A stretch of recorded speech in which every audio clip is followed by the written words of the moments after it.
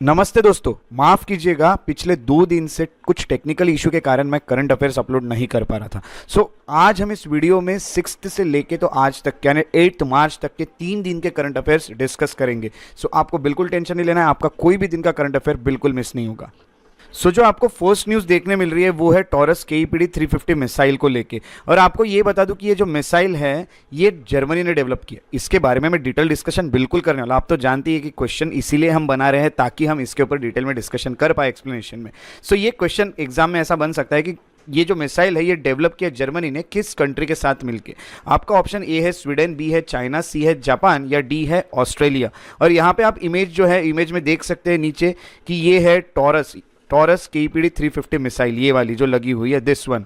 ये प्लेन में लगाई जाती है इस तरह से, फाइटर जो प्लेन्स होती है उसमें, और वहाँ से फिर इसको स्ट्राइक किया जाता है जो भी आपका टारगेट है उस पर। और इस सवाल का सही जवाब है ए स्वीडन।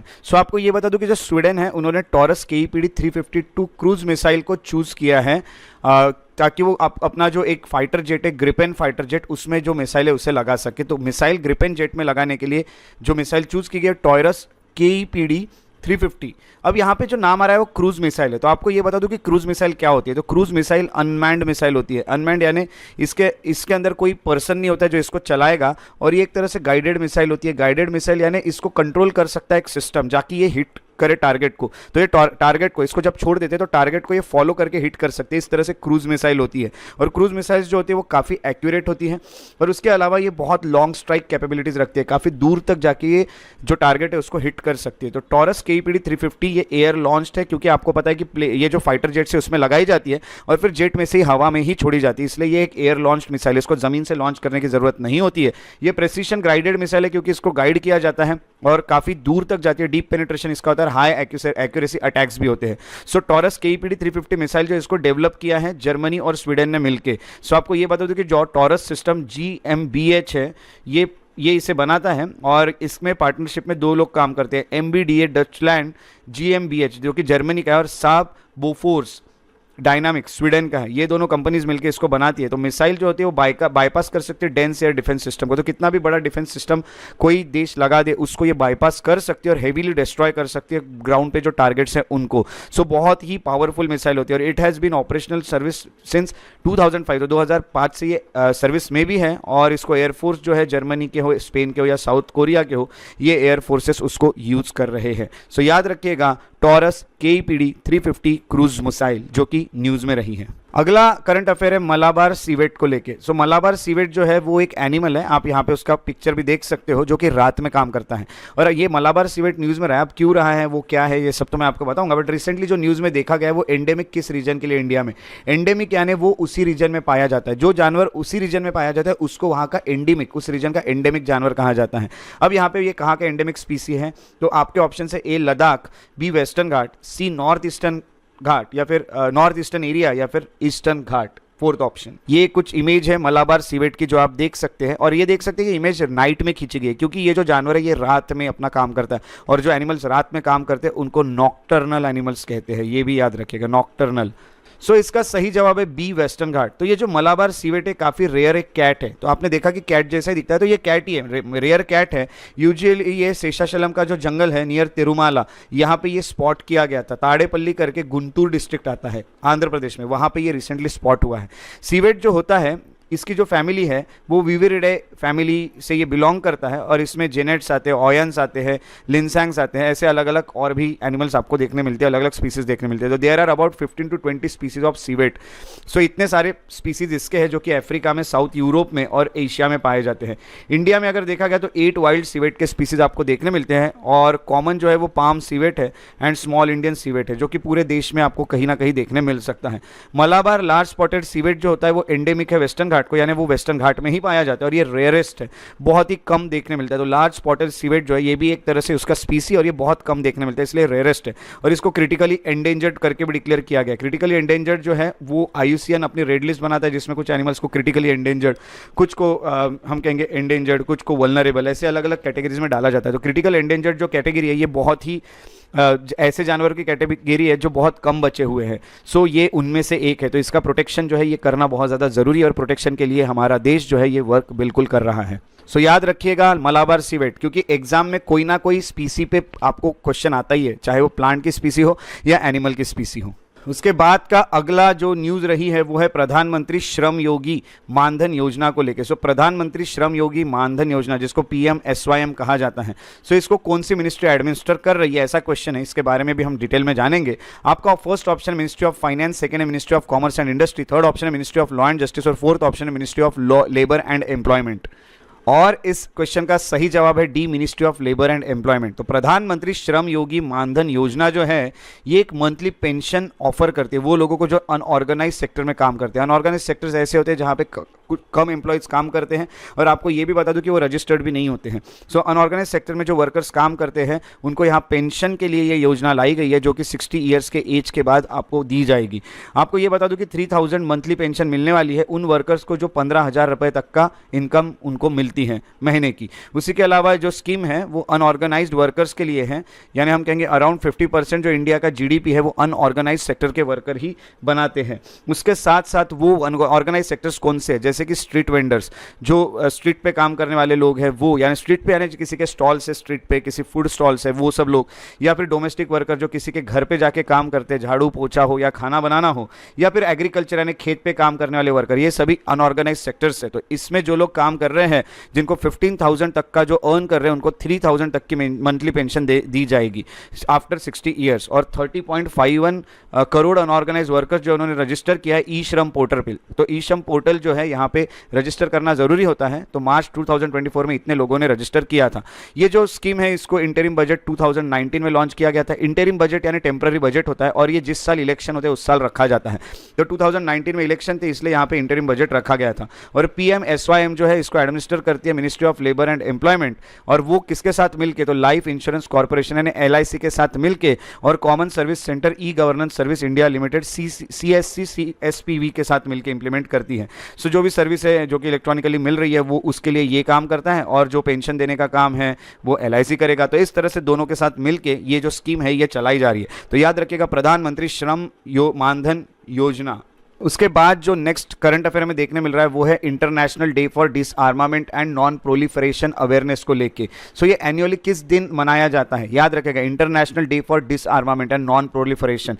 डिसआर्मामेंट से पता चल रहा है कि लड़ाइयाँ मत करो, हथियार जो है वो मत बनाओ, ऐसा एक दिन होता है। वो कौन से दिन ऑब्जर्व किया जाता है? आपका फर्स्ट ऑप्शन है 3 March, second is 4 March, third is 5 March and fourth is 6 March. और इस तरह से एक सिंबल है, देख रहे हैं आपकी यहाँ पे कोई स्पेसक्राफ्ट है, उसको यहाँ पे पीस वाला जो हमारा पीस वाला जो फेदर होता है उससे उसे काटा जा रहा है। यानी देखिए कि हमें हथियार नहीं यूज करना है, हमें शांति लानी है। सो इस सवाल का सही जवाब है 5 मार्च। तो याद रखेगा international डिसआर्मामेंट and non proliferation awareness day जो होता है वो हर साल 5 मार्च को मनाया जाता है। इसको किसने एस्टेब्लिश किया था इस दिन को? तो यूनाइटेड नेशन जनरल असेंबली ने 2022 से इसको लाया है, ताकि पूरे देशों में अवेयरनेस बढ़ा सके, स्पेशली यूथ में, कि वॉर नहीं लड़ना है। तो ये दिन जो है ये हाईलाइट करता है जो भी थ्रेट्स है, वेपन से हमें जो भी खतरा है मास डिस्ट्रक्शन वाला, जो कि बहुत बड़े बड़े वेपन्स होते हैं जैसे न्यूक्लियर जिससे बहुत लोग मारे जा सकते हैं, केमिकल वेपन्स है, बायोलॉजिकल वेपन्स है जिससे बहुत ज़्यादा नुकसान हो सकता है। सो उसे हमें प्रमोट नहीं करना है। और इनिशिएटिव जो है ये एक रिजोल्यूशन से लाया गया था 2021 में, और ऑफिशियली रिकॉग्नाइज किया जाता है 7 दिसंबर 2022 को। ये जो हम कहेंगे कि ये प्रपोजल था उसको। सो फर्स्ट ऑब्जर्वेंस जो है पहली बार इसे सेलिब्रेट किया गया था 5 मार्च 2023 को। सो गोल यही है कि पूरे वर्ल्ड में पीस और सिक्योरिटी लाई जाए। उसके बाद का जो नेक्स्ट करंट अफेयर है वो है माउंट एरेबस को लेके। तो माउंट एरेबस जो है वो रिसेंटली न्यूज़ में रहा है। तो ये जो न्यूज़ में देखा गया है वो किस कॉन्टिनेंट में लोकेटेड है? और आपका फर्स्ट ऑप्शन है एंटार्क्टिका, सेकंड है अफ्रीका, थर्ड है ऑस्ट्रेलिया या फोर्थ है साउथ अमेरिका। और यहाँ पे आप देख सकते हैं माउंट एरेबस इस तरह से दिखता है, और ये उसका मैप है। तो मैप देख के तो आपको समझ गया होगा कि ये कहाँ पे आता है। सो इसका सही जवाब है ए, एंटार्क्टिका। सो बीनीथ एंटार्क्टिकाज माउंट एरेबस। तो माउंट एरेबस जो एंटार्क्टिका में है उसके नीचे है वॉल्केनिक आइस केव्स हार्बर, यानी आइस से बना हुआ माउंटेन है फिर भी इसके नीचे वॉल्केनिक आइस केव्स है, यानी यहाँ से वॉल्केनो निकल सकता है। सो थ्राइविंग माइक्रोबियल लाइफ वही है कि बहुत बहुत खतरनाक हो सकता है, तो हम कहेंगे कि ये एक तरह से potential life on alien worlds. So Mount Erebus जो है वो सदर्न मोस्ट एक्टिव वॉल्केनो, ये याद रखेगा, पूरे वर्ल्ड का सबसे नीचे सबसे साउथ में रहने वाला एक्टिव वॉल्केनो माउंट एरेबस है, जो कि लोकेटेड है रॉस आइलैंड में, एंटार्क्टिका के रॉस आइलैंड में। इसको पहली बार 1841 में सर जेम्स क्लार्क रॉस ने डिस्कवर किया था इस माउंटेन को, इसलिए उन्हीं के नाम पे इस आइलैंड को, इसलिए इस आइलैंड को उन्हीं का नाम दिया गया रॉस आइलैंड। सो उनकी एक शिप भी थी एरेबस, तो आइलैंड तो रॉस आइलैंड बन जाता है, बट ये जो पहाड़ है इसको कहा जाता है एरेबस, माउंट एरेबस, तो उनके शिप पे उसको नाम दिया गया है सर जेम्स क्लार्क रॉस के शिप पे। सो ये जो समिट होता है ये कहीं ना कहीं ये जो आइलैंड है ये 12,448 फीट जो है इतना हाइट वाला माउंटेन है, और 3,794 मीटर्स हम कह सकते हैं। सो ये एक तरह से सेकंड टॉलेस्ट वॉल्केनो है एंटार्क्टिका में, एंटार्क्टिका में रहने वाला दूसरा टॉलेस्ट वॉल्केनो ये देखा जाता है। और वॉल्केनो जो होता है ये एक्टिव लावा लेक भी है, यहाँ पे पूरा लावा का बना हुआ तालाब है। सो यहाँ पे आप देख सकते हो वॉल्केनो का, और ये कंटिन्यूसली एक्टिव है, 1972 से ये एक्टिव है, और यहाँ पे छोटे मोटे स्ट्रैम्बोलियन इरप्शंस चलते रहते हैं। सो ये जो स्ट्रैम्बोलियन इरप्शन होते हैं ये एक तरह से हम कह सकते हैं कि ये मॉडरेटली एक्सप्लोजिव इरप्शंस होते हैं, यानी बहुत जोर से एक्सप्लोड नहीं होते, मॉडरेटली एक्सप्लोड होते हैं। इसमें मॉडरेट गैस कंटेंट्स भी होती है, और स्ट्रैम्बोलियन इरप्शंस जो है इसमें हम देख सकते हैं कि जैसे आप अनार जलाते तो किस तरह से ऊपर निकलता है, उसी तरह से स्ट्रैम्बोलियन इरप्शंस होते हैं। सो ये जो दिवाली में जो अनार हम जलाते हैं, सो एक तरह से हम ये कह सकते हैं कि ये जो माउंट एरेबस है ये एक्टिव वोल्केनो, और ये सदर्न मोस्ट वोल्केनो जो आपको एंटार्क्टिका में देखने मिलता है। जैसे मैंने आपको यहाँ पे मैप में यहाँ दिखा है, यहाँ पे आपको माउंट एरेबस देखने मिलेगा। सो ये एंटार्क्टिका का मैप है जो आप यहाँ पे देख सकते हैं। उसके बाद का नेक्स्ट करंट अफेयर हमें देखने मिलता है कि जो इस बार वर्ल्ड सस्टेनेबल डेवलपमेंट समिट हुआ है WSDS 2025 का, वो कहाँ ऑर्गेनाइज किया गया था। फर्स्ट ऑप्शन है मुंबई, सेकंड है न्यू दिल्ली, थर्ड है चेन्नई, और फोर्थ है हैदराबाद। यहाँ पे आप इमेज देख सकते हैं, यहाँ पे आप पिक्चर देख सकते हैं, ये वर्ल्ड सस्टेनेबल डेवलपमेंट समिट 2025 का एक पिक्चर है। सो इस क्वेश्चन का सही जवाब है बी, न्यू दिल्ली। तो union minister of environment, forest and climate change जो है, जिनका नाम भूपेंद्र यादव है, उन्होंने इनॉग्रेट किया था वर्ल्ड सस्टेनेबल डेवलपमेंट समिट। अब सस्टेनेबल डेवलपमेंट यानी क्या है, हमें जो डेवलपमेंट करना है उसमें हमें जो नेचुरल रिसोर्सेस है उसको कम से कम हार्म करते हुए या उनको हार्म ना करते हुए, जैसे पेड़ पौधे जो भी है उनको ना काटते हुए हमें डेवलपमेंट करना है, और ऐसे कई सारे रिसोर्सेस को हमें वेस्ट नहीं होने देना है जब हम डेवलपमेंट करते हैं। तो ये जो इसी का जो समिट लिया गया है वो इस बार न्यू दिल्ली में लिया गया, और ये जो समिट है इसको ऑर्गेनाइज किया है टेरी ने, टेरी यानी the energy and resources institute जो है वो टेरी। और इसकी इस बार जो थीम रही है वो है partnerships for accelerating sustainable development and climate solutions. देखिए थीम पे भी क्वेश्चन आता है। उसके अलावा यहाँ पे इंडिया ने ये दिखाया है कि 7.93% रिडक्शन किया है हमने ग्रीन हाउस गैसेस के एमिशन में 2020 में। जो ग्रीन हाउस गैसेस होती है जैसे कि कार्बन डाइऑक्साइड हो गई या फिर CFC हो गया, ऐसे कई सारी ग्रीन हाउस गैसेस है। ग्रीन हाउस गैसेस यानी ऐसी गैसेस जो एटमॉस्फेयर की हीट को ट्रैप करती है। सो जितना एटमॉस्फेयर में ये ग्रीन हाउस गैसेस बढ़ेगी उतनी हीट ज़्यादा ट्रैप होगी, और जितनी हीट ज़्यादा ट्रैप होगी उतना ही ज़्यादा गर्मी बढ़ते जाएगी, यानी ग्लोबल वार्मिंग बढ़ती जाएगी। तो इंडिया ने ऐसा कहा है कि हमने 6.93% रिडक्शन किया है। सो इंडिया का स्ट्रॉन्ग कमिटमेंट है कि हम क्लाइमेट चेंज के खिलाफ लड़ेंगे, और ये चीज़ यहाँ पे दिखाई जाती है कि हमने करके दिखाया काफ़ी सारा बड़ा रिडक्शन। उसके बाद का अगला करंट अफेयर है, इंडिया में first AI powered solar manufacturing line बनाई गई है। तो AI जो है यानी हम जिसे आर्टिफिशियल इंटेलिजेंस कहते हैं, वो इसे पूरा चलाएगा। ऐसा एक सोलर को मैन्युफैक्चर करने वाली लाइन यहाँ पे लॉन्च की गई। तो वो किस स्टेट में लॉन्च की गई है? फर्स्ट ऑप्शन है गुजरात, सेकंड है राजस्थान, थर्ड है मध्य प्रदेश, या फोर्थ है बिहार। यहाँ पे आप वो जो प्लांट है उसके अंदर की इमेज देख सकते हैं, ये है सोलर मैन्युफैक्चरिंग प्लांट जो कि AI पे चलता है। सो इसका सही जवाब है ए, गुजरात। तो यूनियन मिनिस्टर प्रहलाद जोशी जो है उन्होंने लॉन्च किया इंडिया का first AI powered solar manufacturing line, जो कि गोल्डी सोलर्स न्यू फैसिलिटी बना जो है, ऐसा उसका नाम है। तो गोल्डी सोलर्स न्यू फैसिलिटी ऐसी ये एक कंपनी रहेगी, और ये कोसंबा सूरत गुजरात में आता है। कोसंबा करके जगह है सूरत में जो कि गुजरात में आता है। और AI पावर्ड फैसिलिटी जो है वो एक तरह से प्रेसिशन हो गई, स्केलेबिलिटी हो गई, या फिर हम कहेंगे एफिशिएंसी हो गई, ये सब बहुत अच्छे से देख सकते हैं। और नेट जीरो ट्रांजिशन रहेगा, यानी एक तरह से ये देखेंगे कि सोलर जो है वो बहुत इजीली पहुंच जाएगा क्योंकि आर्टिफिशियल इंटेलिजेंस उसके ऊपर काम करेगा। तो मैन्युफैक्चरिंग काफ़ी परफेक्ट हो जाएगी। और प्लांट जो है उसमें प्लांट प्रोडक्शन रहेगा जो जिसकी कैपेसिटी 14 गीगावाट रहेगी। तो 14 गीगावाट जो है इतनी कैपेसिटी रहेगी, इतना उसको वहाँ से जनरेट किया जाएगा जो सोलर एनर्जी है वो। और energy industry first AI innovation है ये।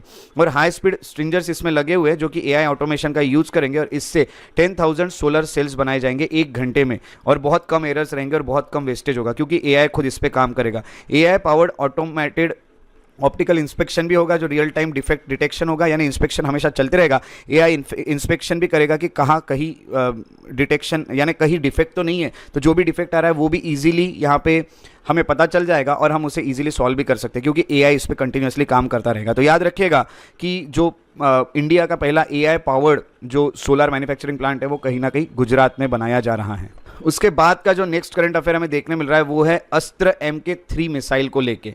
सो हम कहेंगे कि नया ये जो अस्त्र MK3 मिसाइल है इसका नाम चेंज कर दिया गया, तो इसका नया नाम क्या है? सो आपको ऑप्शन ए है त्रिशूल, ऑप्शन बी है ब्रह्मास्त्र, ऑप्शन सी है गांडीव या फिर ऑप्शन डी है पिनाका। और यहाँ पे आप वो अस्त्र मिसाइल जो है वो देख सकते हैं, वो इस तरह से दिखाई देती है। सो ये जो इंडिया का अस्त्र MK3 मिसाइल है उसका नाम गांडीव कर दिया गया। और आपको तो पता है गांडीव क्या था? गांडीव यानी जो अर्जुन थे उनका जो धनुष्य था उसका नाम था गांडीव। तो ये मिसाइल का नाम यहाँ पे रखा गया है, जो कि इंडिया की एस्ट्रा ने इंडिया की अस्त्र MK3 मिसाइल थी। सो इंस्पायर बाय अर्जुन लेजेंडरी बो फ्रॉम महाभारत, ये यहाँ से लिया गया। और ये बियॉन्ड विजुअल रेंज है, एयर टू एयर मिसाइल है, यानी हमको दिखेगा भी नहीं, हवा से अटैक मारा जाएगा और हवा के ही टारगेट को मारा जाता है। तो हमको तो आंखों से नीचे से ये दिखती भी नहीं है ये मिसाइल जा रही है, तो बियॉन्ड विजुअल रेंज मिसाइल होती है ये। एयर टू एयर जो है अटैक किए जाते हैं इस मिसाइल से, तो फाइटर एयरक्राफ्ट में लगाई जाती है और उसी फाइटर एयरक्राफ्ट से मारी जाती है दूसरे फाइटर एयरक्राफ्ट को। सो इसको डेवलप किया है DRDO ने और इसका एम है कि रिवॉल्यूशनराइज करेंगे हम BVR एरियल कॉम्बैट को, यानी जो बियॉन्ड विजुअल रेंज रहेगी ऐसी हम एरियल यानी हवा में चलने वाली काफ़ी सारी मिसाइल्स बनाएंगे। और इसको डिप्लॉय किया गया है अभी फिलहाल इंडियन एयरफोर्स के सुखोई Su-30 MKI ये एयरक्राफ्ट में और तेजस नाम का जो एयरक्राफ्ट है एयरफोर्स का उसमें, तो ये दोनों में इस मिसाइल को डिप्लॉय किया जाता है और ये मिसाइल वहां से एयर टू एयर अटैक करने वाली है। तो याद रखिएगा अस्त्र MK3 मिसाइल का नया नाम गांडीव है। उसके बाद जो नेक्स्ट करंट अफेयर में जो रिवर आपको देखने मिल रही है वो है निप्रो रिवर। ये निप्रो रिवर जो है ये न्यूज़ में देखने मिले, ये किस कॉन्टिनेंट में लोकेटेड है? आपका फर्स्ट ऑप्शन है ऑस्ट्रेलिया, सेकंड है यूरोप, थर्ड है नॉर्थ अमेरिका और फोर्थ है अफ्रीका। यहाँ पे आप वो निप्रो रिवर का इमेज देख सकते हैं, वो निप्रो रिवर इस तरह से दिखाई देती है और आप इसको देख के बिल्कुल गेस कर पा रहे होंगे कि ये किस कॉन्टिनेंट में आती है। और आपको बता दूं इसका सही आंसर है बी यूरोप। तो यूरोप में ये रिवर देखने मिलती है। सो आपको ये बता दूं कि ये रिवर न्यूज़ में क्यों रही है। यहाँ आप देख रहे हैं कि यहाँ यूक्रेन है और ये निप्रो रिवर यहाँ पे आपको देखने मिलती है। तो यहाँ पे होता क्या है कि रशिया जो है वो लॉन्च कर रहा है repeated assaults to cross Dnipro river in Kherson. वहाँ पे जो है रशिया कंटिन्यूसली अटैक कर रहा है और कोशिश कर रहा है कि वो निप्रो रिवर को क्रॉस करे। बहुत सारे लोग मारे गए, कैजुअलिटीज़ बहुत ज़्यादा है और टेरिटरी जो है वो सीज करने की कोशिश की जा रही है और पीस टॉक भी यहाँ पे होने की चांसेस पता चल रहे हैं कि शांति का समझौता भी होगा और काफ़ी सारी जो टेरिटरीज है उसको कहीं ना कहीं उस पर ऊपर भी बात की जा रही है। निप्रो रिवर जो होती है वो यूरोप की मेजर रिवर्स में से एक है, ट्रांस बाउंड्री रिवर्स में से एक। ट्रांस बाउंड्री यानी जो एक से ज़्यादा कंट्रीज से फ्लो होती है ऐसी एक रिवर है और ये फोर्थ लॉन्गेस्ट रिवर है यूरोप में। वोल्गा रिवर पहले पे आती है, डैन्यूब रिवर आती है, उरल रिवर आती है और उसके बाद ये निप्रो रिवर आती है। तो ये जो रिवर है ये ईस्टर्न यूरोप में फ्लो होती है और ये बेलारूस और यूक्रेन नाम के जो देश है ये दो देशों से बहते हुए जाती है, इसलिए ट्रांस बाउंड्री रिवर है। याद रखिएगा दो जो कंट्रीज है उसके नाम जहाँ से ये रिवर बहती है और रशिया इसको अब कब्जे में लेने की कोशिश कर रहा है, इसलिए रशिया इस पर अटैक कर रहा है कंटिन्यूसली, इसीलिए ये न्यूज़ में रही है। उसके बाद का जो करंट अफेयर है वो मोटापे को लेके है। अगर आप सोचोगे तो मोटापे से तो पूरी दुनिया तंग आ चुकी है, क्योंकि पता नहीं कि हमारी आजकल की जनरेशन्स को ये ओबेसिटी वाला प्रॉब्लम बहुत ज़्यादा देखने मिल रहा है। सो इस बार का जो ओबेसिटी डे था 2025 का, उसकी थीम क्या थी? सो हर कोई जो डे सेलिब्रेट किया जाता है उसकी कुछ ना कुछ थीम होती है और उसका ऑप्शन ए है एवरीबडी नीड्स एवरीबडी, दूसरा है everybody needs to act, third है चेंजिंग सिस्टम हेल्दियर लाइव्स और फोर्थ है let's talk about obesity. So आपको पहले तो ये बता दूं कि वर्ल्ड ओबेसिटी डे 4 मार्च को सेलिब्रेट किया जाता है, 4 मार्च को। और ये वर्ल्ड ओबेसिटी डे जो है ये 4 मार्च को ऑब्जर्व किया गया है क्योंकि हमारे इंडिया में ही नहीं तो पूरे वर्ल्ड में ये ओबेसिटी का क्राइसिस चल रहा है, पूरे वर्ल्ड ही मोटापे से तंग आ चुका है। So it is organised by World Obesity Federation और इसके कुछ ग्लोबल पार्टनर से ये इसे ऑर्गेनाइज करते हैं। और 2025 की जो थीम थी वो थी चेंजिंग सिस्टम हेल्दियर लाइव्स। तो सिस्टम जो है वो बदलते जा रहा है, हमें भी अपने लाइफ को हेल्दियर बनाना पड़ेगा। सिस्टम अब ऐसा है कि भाई देखो कि बहुत सारी चीज़ें जगह पे मिलती है या फिर बहुत सारी मेहनत नहीं करनी पड़ती है जैसे पहले के लोगों को करनी पड़ती थी, वो इतने ओबेसिटी वाले नहीं थे। सो हमें भी अपनी लाइफ को हेल्दियर बनाना होगा।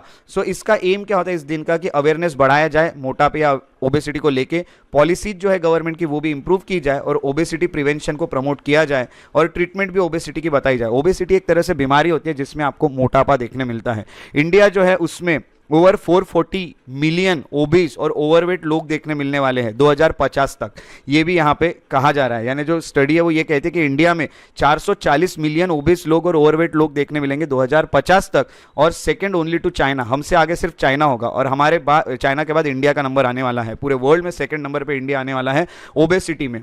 ओबेसिटी जो है इंडियन बॉयज में वो 1.6 करोड़ से बढ़ जाएगी 2050 तक, और लड़कियों में 1.44 करोड़ जो है लड़कियां, वो और ज्यादा ओबेज होने के चांसेस हैं। तो इतनी लड़कियां भी ऐड हो जाएगी और इतने लड़के भी ऐड हो जाएंगे 2050 तक। तो 2050 में आपको जो ओबेसिटी वाले लोग हैं, ओबेज या ओवरवेट लोग हैं, वो बहुत सारे देखने मिलने वाले हैं, ऐसे ऑब्जर्वेशंस कह रहे हैं, ऐसे स्टडी और रिसर्च कह रही है वर्ल्ड ओबेसिटी डे की। सो अपने आप की लाइफ जो है उसे हेल्दी बनाइए, एक्सरसाइजेस कीजिए, अच्छे से ओबेसिटी अगर मिलती है तो उसे ट्रीट कीजिए, हेल्दी खाइए बट ज़्यादा फैट वाला मत खाइए। तो यही यहाँ पे कह सकते हैं वर्ल्ड ओबेसिटी डे, जो कि 4 मार्च को बनाया गया है, उसको लेके।